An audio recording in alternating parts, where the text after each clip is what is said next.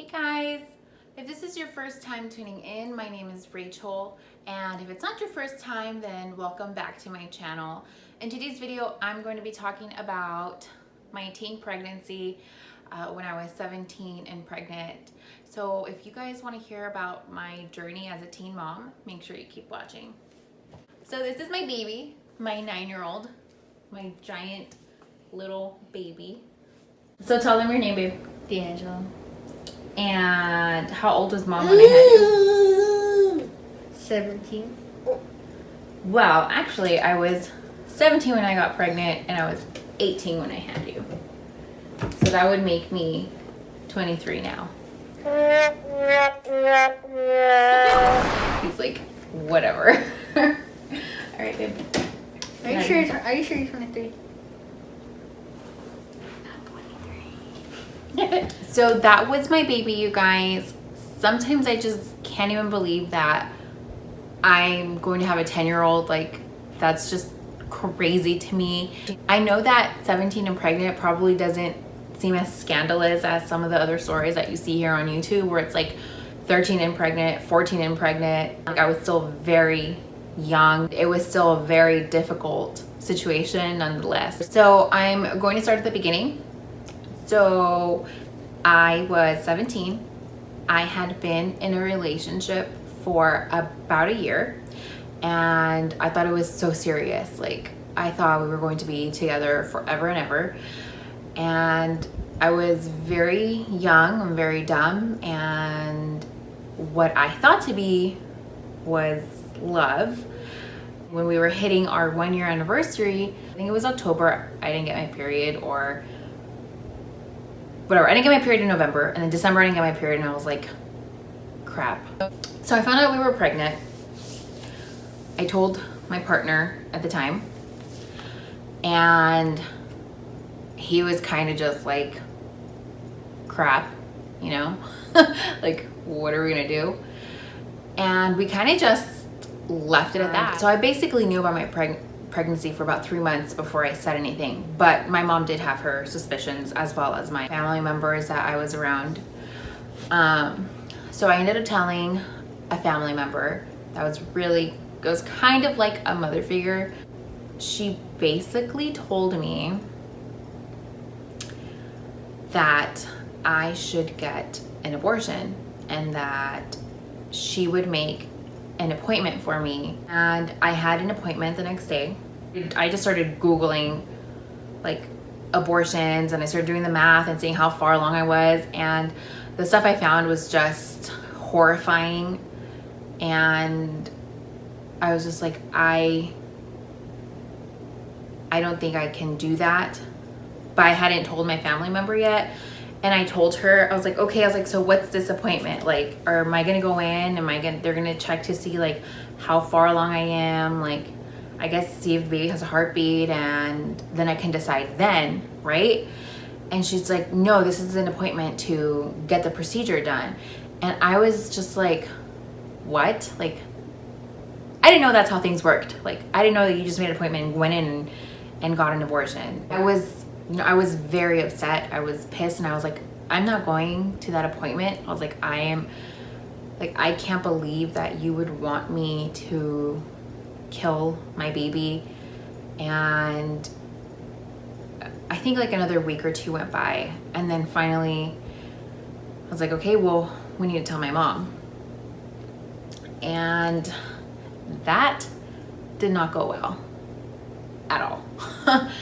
I basically let him do all the talking, like he did it, you know? My mom was livid. She was like, how could you betray my trust? Like, she's like, I wanted you to get on the pill. She's like, I didn't like the idea that you might have been having sex. She's like, but I still wanted you to be safe. And she's like, basically like, you ruined your life. And then she told me, she's like, I'm moving out of state. She's like, and she's like, you want to be a woman. She's like, you want to do woman things. She's like, you want to play house. You want to act like a grown-up. She's like, you're going to be 18 next month. She's like, and you're going to be on your own. She's like, I'm leaving. And she basically told me, like, you could come with me. She's like, but if you don't come with me, she's like, I'm leaving either way. Mind you guys, I'm still 17.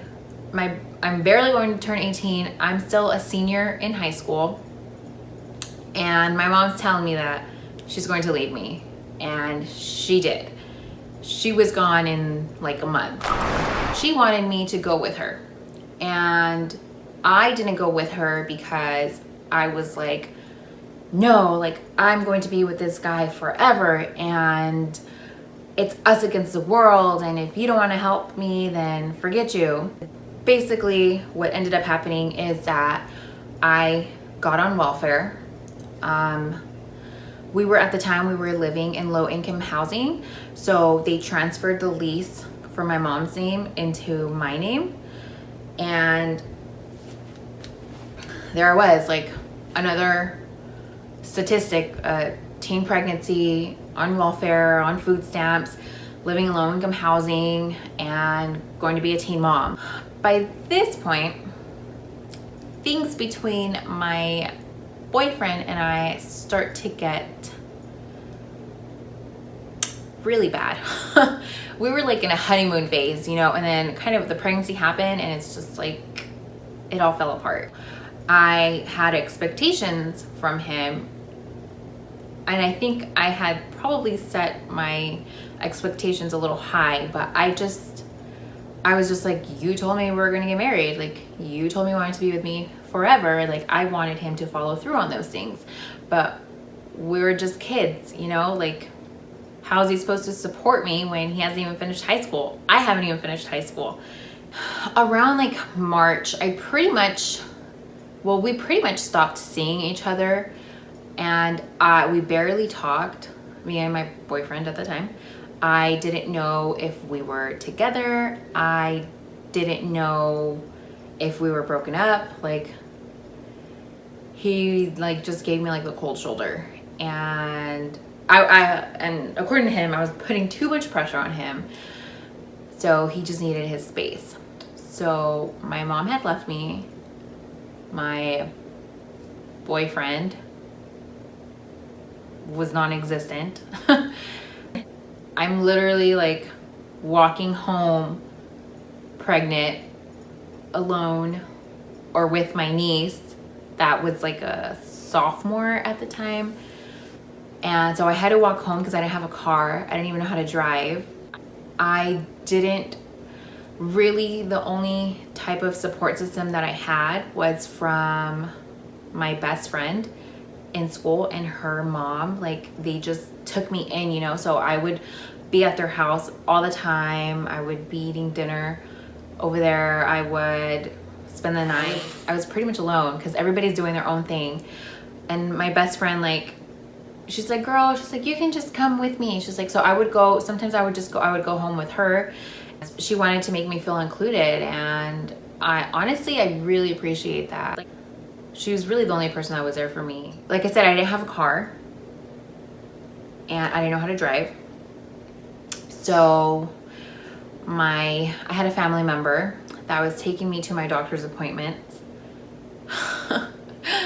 Mind you, one time that family member even showed up drunk to take me to a doctor's appointment, and that was really scary.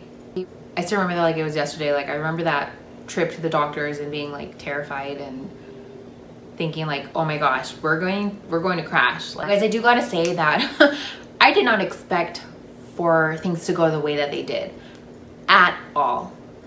One of my older sisters was a teen mom, and like, my mom watched her kids, we watched her kids, our whole family helped, my grandma helped take care of the kids. I've never blamed my mom, because ultimately I made the decisions that I did that got me into that situation. So I've always taken responsibility for what happened. So now it's graduation time, and I graduate. I don't go to any summer parties, you know. I couldn't exactly be out partying all night, you know, with a big old belly. I did I did go to like 1 or 2 parties, but it was just so weird because everybody was like, oh my gosh, there's like a pregnant girl here. And it was just a little awkward for me. I wasn't doing anything bad. I was also moving apartments because the apartment that I was in, it was like a 4-bedroom or a 3-bedroom, and I just couldn't afford it. So I switched to a smaller apartment, and I didn't have anybody to help me move my things. So literally I'm like 2 weeks away from giving birth, and here you have me. And by the way, guys, the apartment was only like 10 units down from where I was at. So there you have me, like about to give birth and taking all my things to the other house. I moved my apartment by myself. The only thing that I didn't move was the bed. And actually, while I was moving, I started getting contractions. I remember I was like packing and I was cleaning and I was crying while I was doing it. I felt like that was probably like my lowest point during my pregnancy because I just felt like abandoned. I felt like I didn't have anybody, I didn't have any support. Just thinking about it, it's like, you know.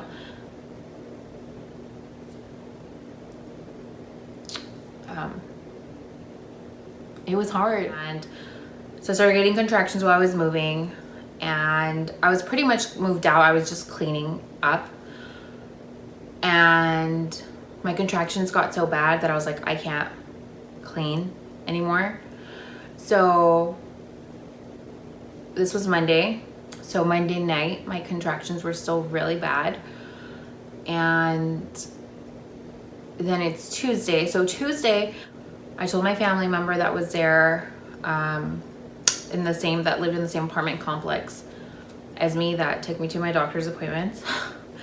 I called my mom, and she actually flew out, and I called my boyfriend, who still didn't go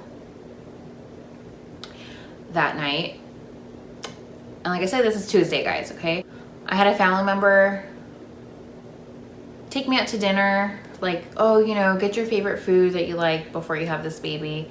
And I got a pedicure, and then my contractions were probably about 5 minutes apart, and I went to the hospital. They checked me, and I was only like a centimeter and a half. And I was like, oh my gosh, are you freaking kidding me? So then I go back home.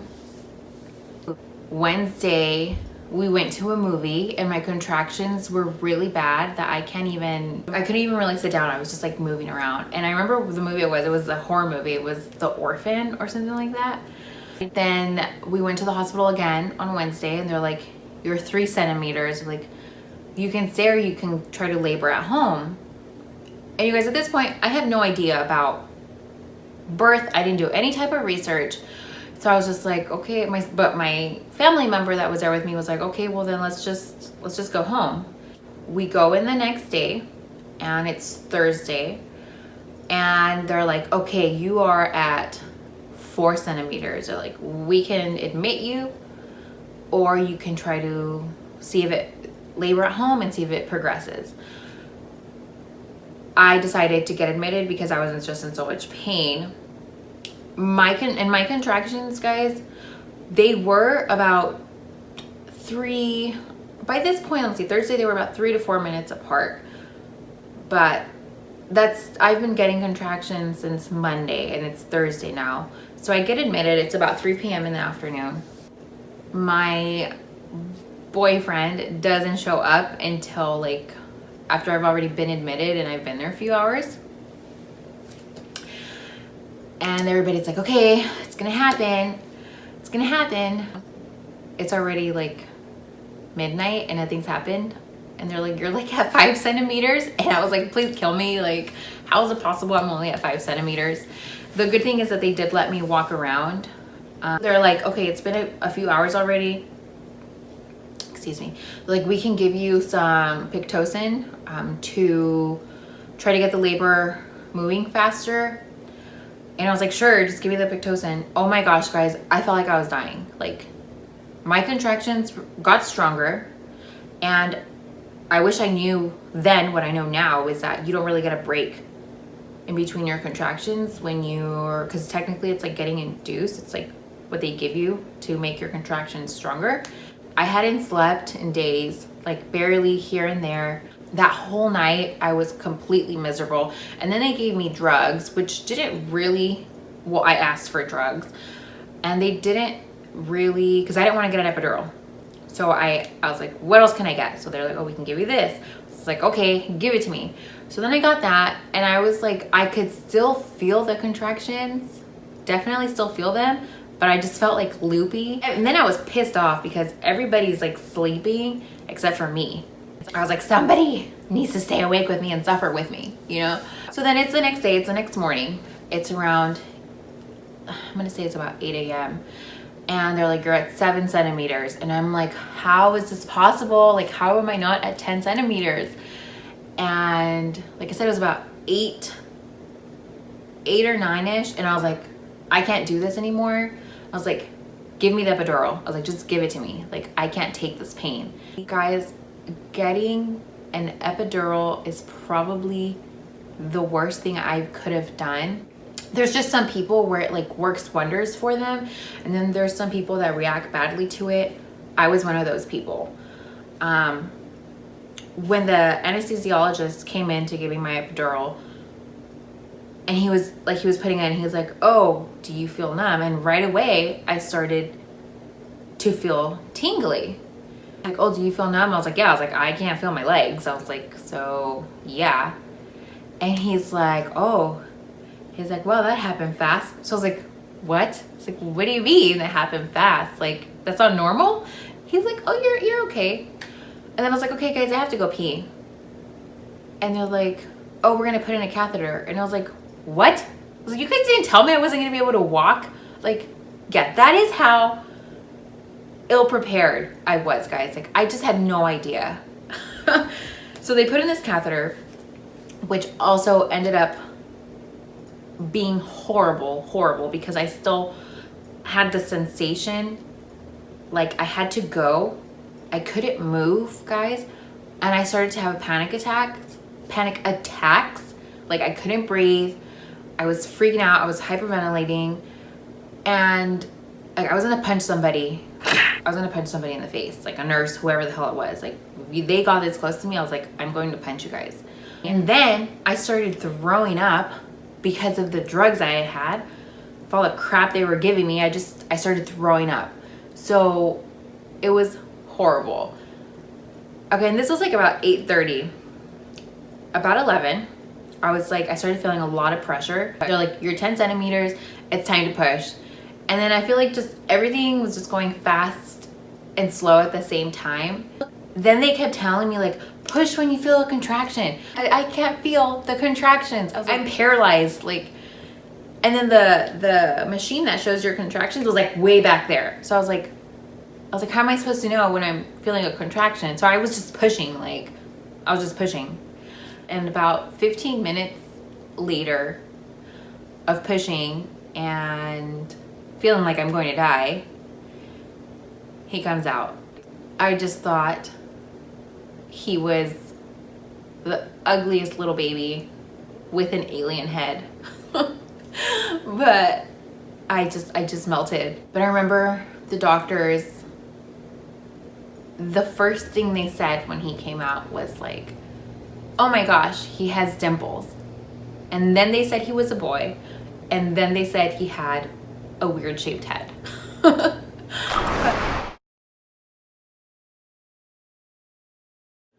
I knew that it was worth it.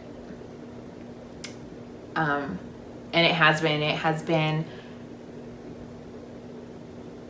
a crazy 10 years, but I'm so grateful that I'm his mom, and he's just taught me so much. And my poor baby, he was like my practice child. Like, there's just so much, that we went through, especially being a teen mom and learning and finding myself, and before I found Christ, obviously. I'm happy that I got it together when I did, but I do wish that it had been sooner so that I could have just enjoyed like his first 5 years of life more than I did. and just have cherished those moments because they go by like that.